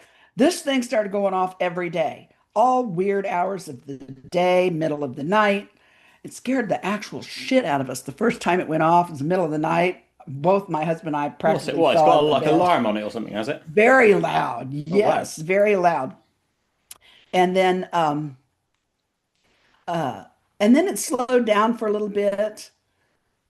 At that point, I have security cameras all around my house on the outside. And I had a security camera in my office that I never really recorded anything on it. So I decided to put a security camera in my living room that came on after I went to bed and movement, stopped. So it was on like a sleep schedule, um, just to see if I could capture anything that would maybe be triggering this. I would go outside after this thing goes off and look around outside and up around the house, and I never saw anything out there out of the ordinary. That doesn't mean that they're not there, but I just wasn't seeing them. But so this thing, I started recording weird, like as soon as I'd get up and go to bed, it's like all these little orbs would follow me to my bedroom. As soon as I'd get up and go in the bed, I got recordings of all these little sparkling white lights that would just shoot across the living room towards my bed, you know. And then later on that night, the Madar would go off, and my dog would start barking and carrying on and acting like there's somebody there, but there's nobody there to see. Uh, and it still continued. It took a breather there. I'd say for maybe maybe a month or so, it didn't go off at all. And now it's started going off again. It goes off almost every day, sometimes twice a day. And Do you know where that would I go just did in? a, That would go in the bloody bin Mm. or the pool. I'm not having anything My annoying my husband's sleep. like, but you know what? Even like if I go to spend the night at my son's house in Brownsburg and hang out with my granddaughter, my husband like your UFO detector went off last night. I didn't see anybody, So it's not just me that it's hanging around, but um, I I just had a nuclear stress test on my heart, and they had to inject me full of radioactive isotopes. And honestly, I think they should have given me a sticker that said, "Hey, I'm radioactive," just in case I got in a wreck and bled all over everybody. But they didn't. But anyway, I came home, and I also have a Geiger counter set up in my office because I wanted to see if the Geiger counter would be tripped when the MADAR unit went off. And while I had seen very subtle raises in the CPM, wasn't anything to call home about, right? Um, Typical level here is about 12 to 22. Uh, that's our baseline. That's This what is it your usually background runs around here. radiation, yeah? Background radiation in my office here, Hmm. which is well within normal limits, right? I came home from this test yesterday and my Geiger counter started going off when I came in the garage door. And I'm like, what the hell is that noise? And I've finally figured out it was the Geiger counter. I got into my office, that thing was screaming, and it got up to 62,000 CPMs when I walked over next to it. And I'm like, holy shit, I'm radioactive. And so I went over to the, You're I Spider Woman, walked over. essentially. You know that, don't you? With all Hey, the you know what webbing I inside you. look, you're psychic because I told my husband, I go, oh my God, I'm radioactive. Maybe I'll be like Spider-Man and I'll develop some new superpower. And he's like, don't sit down next to me. Stay away from the dog. I'm like, dude, they let me out of the hospital. So he made me call the hospital. And I said, you know what? I just so happen to have a Geiger counter here because of science research I do. Like they probably thought I was insane. And I said, I'm radioactive. And is that safe for, the people around me? And the lady goes, you are the first person that has ever called to ask us, you Mm. know. And she said, you're fine. You're as long as you don't bleed out all over somebody, That's why I said they should give people stickers that say I'm radioactive when you leave that test. Just in case, what if I had a car accident and start bleeding all over the EMTs and couldn't speak? Those guys are now covered with radioactive hazmat and they don't even know it? I'm just saying. I But know. anyway, I love it. but so I went over to the MADAR unit and I kind of leaned over it because it seemed like it was concentrated most, obviously they put it to go in my heart. So I concentrated most in that. Yeah, my MADAR unit didn't go off at the least, but then like an hour later it went off. So, but so that's what the MADAR unit is. It detects anomalies, mostly I think electromagnetic fields of radiation and stuff like that. And Amazing. So, and these things are they're everywhere, trying are to, they? yeah, they're all over the world. Wow. And you can go to their website and you can actually purchase a node, and they will set you up for it, and you can become part of the club, the club. I don't like the idea of ruining my sleep. And if shit's happening around But me, I don't want to know. You know what I it's a mean? little, it was weird at first, but then, and first few times it went off at like 2 in the morning. I just grab my house coat and walk out in the backyard and look around and see, because I'm not, I want to say to them now, look, dude, I already know you're there. I don't know who you are really. I have theories, but if you want to talk to me, just come on over and sit down. Don't be all sneaky and shit. I don't dig the sneaky Yes. stuff. We'll I don't just like talk. that. Yeah. Now, these orbs that you saw in your recording, how Mhm. big are they? Are we talking small particles or are we talking like basketball size orbs? What? Um, I would say baseball size. Okay. Still big enough to be out of the ordinary, floating about. Yeah, yeah, yeah, and do stuff that makes no sense. And in my house, you have to understand, I have allergies to the world, right? So I don't have carpeting, I don't have draperies. I have a whole house April air filter on my furnace and air conditioner. I have a April air humidifier to cut down on static electricity in my house. I even have a dog that doesn't shed, a Yorkie, I'm very conscious of the dust area in my house because it bothers me. And so 99% of the time when I run that camera in the night, seeing it, there's nothing. nothing there. And my registers are actually on the floor, and these things drop out of the ceiling. So it's like, that's not, that's not working. So I don't know what it is, but I just keep recording it and If you had to saving put it. some of your money that you've saved over the years into a pot to say this is your bet on what these things are, Hmm. what would you bet on? I think there's some kind of consciousness, and I'll tell you why. No, I think the same, I by the way. Yeah, a couple years ago, I was out walking. It was in the fall. I was digging on the cool air, but connecting to the earth, feeling really zen. I had really zen headspace, right? I had my earbuds in, listening to my tunes. And as I'm walking down my cul-de-sac, I hear a man come up behind me and say, "Hey, Deb." So I pulls my earbud out, turn around and look, thinking I'm going to talk to a neighbor, right? No one's there. Like 30 years ago, I would have took off running and be like, hell no. But now it's like I'm living in it. So, and I guess I'm kind of used to it. So, uh, I just turned around and said, hello. And he commences with the conversation. And it's a voice I don't even recognize. He says, "Hey, do you know that where you are, I look like a little ball of light floating around in the darkness? Uh, but where I live, I look just like you. Did you know that where I am, from my perspective, you look like a little ball of light floating around in the darkness?" He says, "You're a bright one, but nevertheless, you look like a little ball of light to me where I am." And I'm like, what the? And I think to myself, okay. I said, "Are you dead?" Because I'm into the paranormal research now too. I said, "Are you dead? Like, are you a spirit?" He laughed and he said, "I'm as alive as you are." And so I said, "Well, are you an alien? Are you one of those little gray guys?" And he said, "Huh, no, they're your future." And I said, "Well, who are you?" And that was it. That was the end of the conversation. He never answered me back. I looked around, didn't see anybody. I thought, oh my God, I hope my neighbors have not seen me talking to myself standing out here in the middle of the road. I kind of They waved my did. cell phone around with my earbuds, actually, so they'd think I was talking to somebody else. I stood there and I typed the whole thing in my phone notes so that I wouldn't forget what was said, and then went on with my walk. And then when I got home, I called several friends to tell them, you know what, some weird shit just happened to me.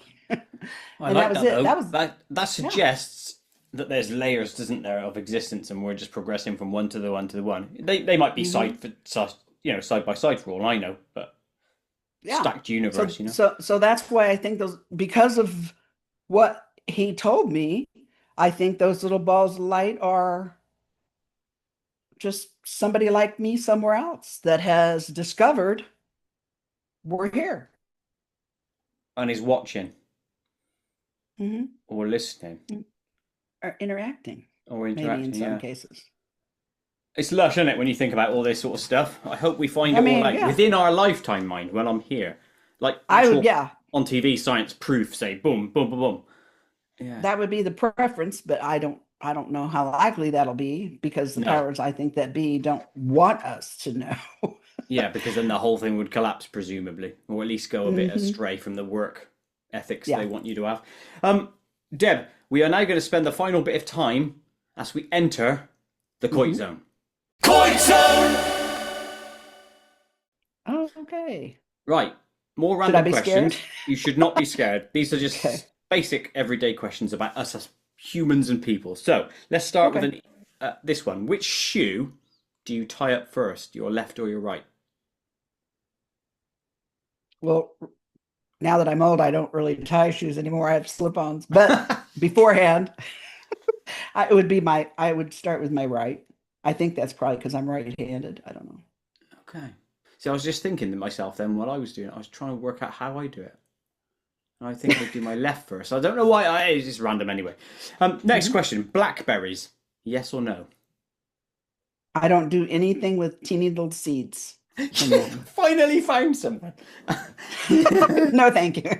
No, I don't do that. I can't have that like weirdness in it with the juice in it. Mm-mm. No, Nope, nope. Don't no, like that texture, and no, not a no. thing. I'm on your page with that one, 100%. Yay. Next one, favorite movie. Hmm.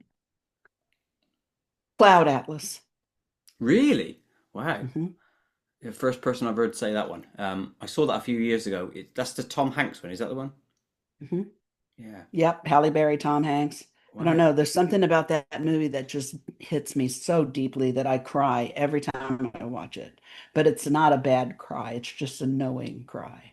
Fair Whoever play. wrote that movie is one of me. No, fair enough. I can't really recall much of my own thoughts about that movie because it was quite a long time I saw it, but maybe I was You have tired to seeing pay it attention. again. It's very complicated timelines that you really got to pay attention to when you watch it. Mm. Yeah, well, I can't remember much about it, so I ain't gonna have much to say to you about it. But there you go. um, what calls to you at the supermarket for you to buy it? Hi, Deb, eat me. That sort of thing. Well, Do you um, unveil a scroll now of all of them? it has to be. Well, there's a couple, and I resist at all cost. Vanilla ice cream and I don't buy it hardly ever because I really shouldn't. And okay, this is going to sound gross, but um, white cheddar, all natural Cheetos. That's fair enough. Nothing good. I mean, I'm not a meat eater per se. I'm not vegan, and I'll eat fish and things like that, and occasional hamburger, but particularly not a meat eater. I eat a lot of vegetables and a lot of white rice, jasmine rice. But yeah, that bad shit just got my name. Yeah, mine too. I have beaten it recently. I have found a path to beat it, which is to go proper hardcore carnivore keto, and that genuinely does work. It stops the cravings, but it's a Yeah, hard road initially to go it's down. probably why I have the cravings. I don't eat that much meat. I need more protein, Yeah, that's what actually. stopped it for me. But those voices are still there, but they're just a bit more distant, you know? Yeah. Eat me, a big piece of chocolate. Come on, no, go away. They always talk. Oh, what was the last photo you took? Of my dog sleeping on her back with her tongue hanging out, looking stupidly cute. Lovely. I love that sort of stuff. Hmm. Tell me of any time you got injured. Now that's an interesting one because you've already kind of done that, haven't you, with all these things you've got going on. Hmm. So The what last was the time I last? got injured, Yeah, mm, we, I don't know. It's been a long time since I've had an injury. I'm pretty careful at my age. I don't need to break a hip or nothing. So, no, but sod that. I did burn my fingertip last night when I was messing with the candle. So, I mean, that could consider it an injury. I was playing with fire and got burnt. That'll teach you. That'll teach me. uh, Now, what was your favourite childhood toy? Oh, my, let's see. It was a toss up between my Easy Bake Oven and my Mr. Icy snow cone maker. Oh yes, the old slush. Yeah, yeah, I remember them. The adverts on TV. Oh, Yeah, I love those. We were never and rich and enough to get one. and a doll. Every year for Christmas, I got a brand new doll, and even to this day, as a you know old woman, I still love the smell of a new doll. That weird plastic smell because it reminds me of Christmas when I was a kid. Oh, fair play. Are they all stuck in the loft, or and when you go up there, they all like follow you with their eyes? They never. No, They they. didn't last, You did they? mean no? God, if I had a dime for every Barbie I gave a haircut to and did makeup on with Sharpies, I'd be rich. Yes, or I was decapitated born the with an same. axe. Yeah. Yeah, I was born the same year as Barbie was, so I'd be loaded. Yes, Yeah, definitely. what I learned, most girls learn how to play with dolls to how to be moms. I learned how to, uh, I learned how to pull the legs and arms off and put them back on, and haircuts and things like that. Well, at least you put them back on. You weren't like Yeah, properly maiming them and leaving them to their own fate. right. That's something. We'll take that. A question I like to ask a lot of people: what is the best smell? A newborn baby, fresh cut grass, a summer rain, and a hot cup of coffee. I like all of those. Not necessarily the baby one because I don't really know that one. The coffee one, I'd have to put that in the no category. So you are losing points for that one, I'm afraid. Oh, I'm sorry. I Not that love you my give a shit coffee. about my point system, but you have lost points on that one. Okay, that's I fine. would add in It's worth it because I it love is me worth it. coffee. I would add in bacon on that one because that is one of the best smells Oh ever. yeah, especially if you're outside at a campground and it's cooking on an open fire on a cast iron stove. Skillet. Yeah, there you go. That's always Oh, good. lovely. Right, here's a gross one, but I wrote it down, so I'm going to ask you. What's the worst mess you've ever cleaned up? And what was going through my mind when I wrote this question was like, like dog diarrhea or something.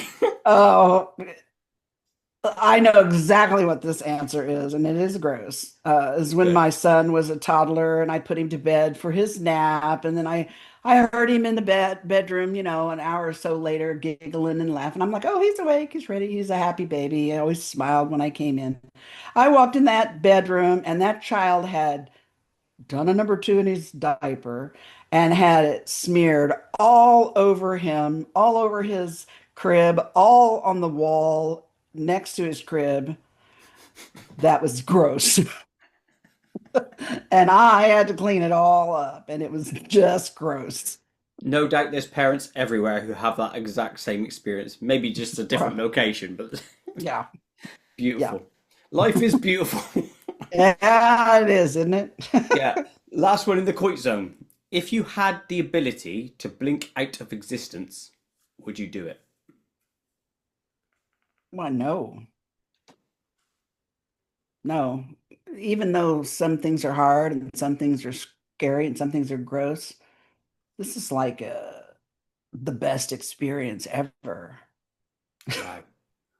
I don't want it to end, even though I know it's gonna go somewhere else. Yeah. Maybe that'll be the next best experience ever. I don't know, but no. Here's a sly one, right?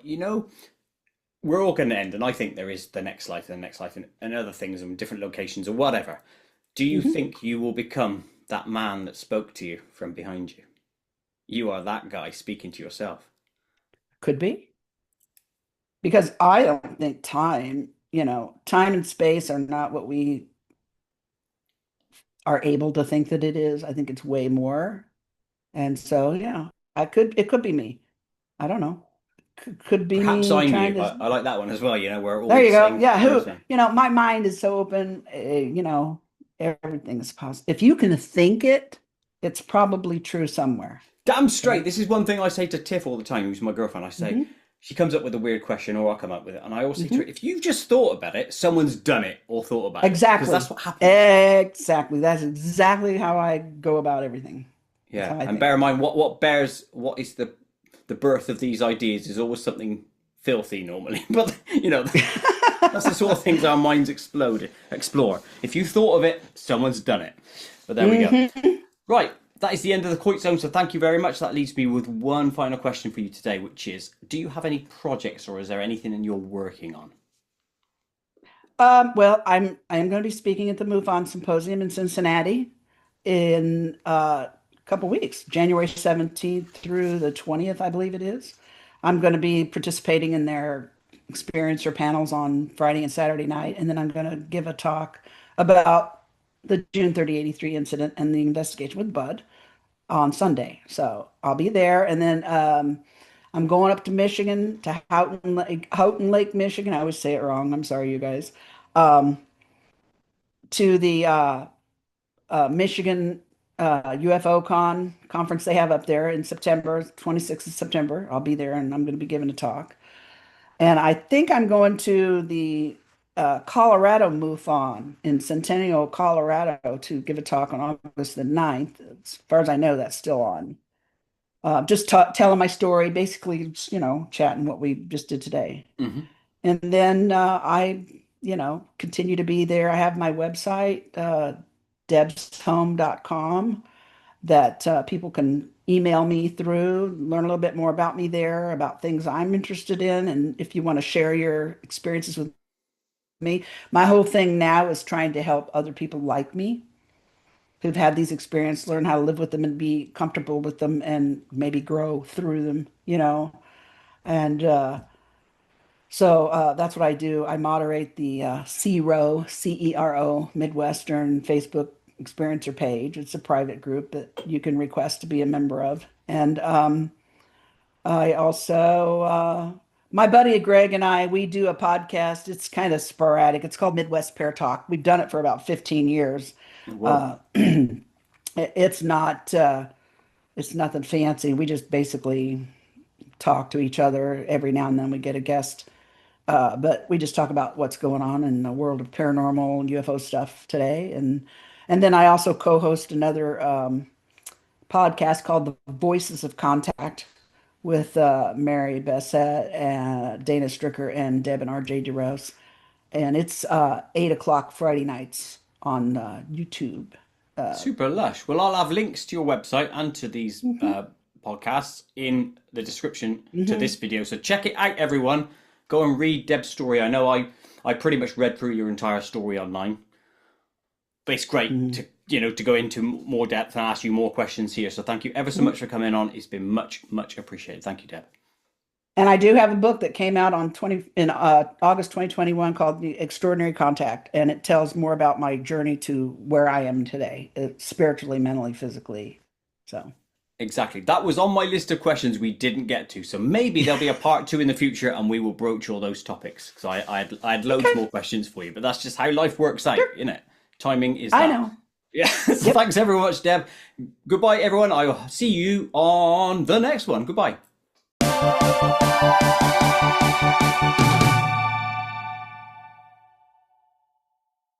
To watch other KoitCast episodes, please click the image top left. To subscribe to my channel, please click the image top right.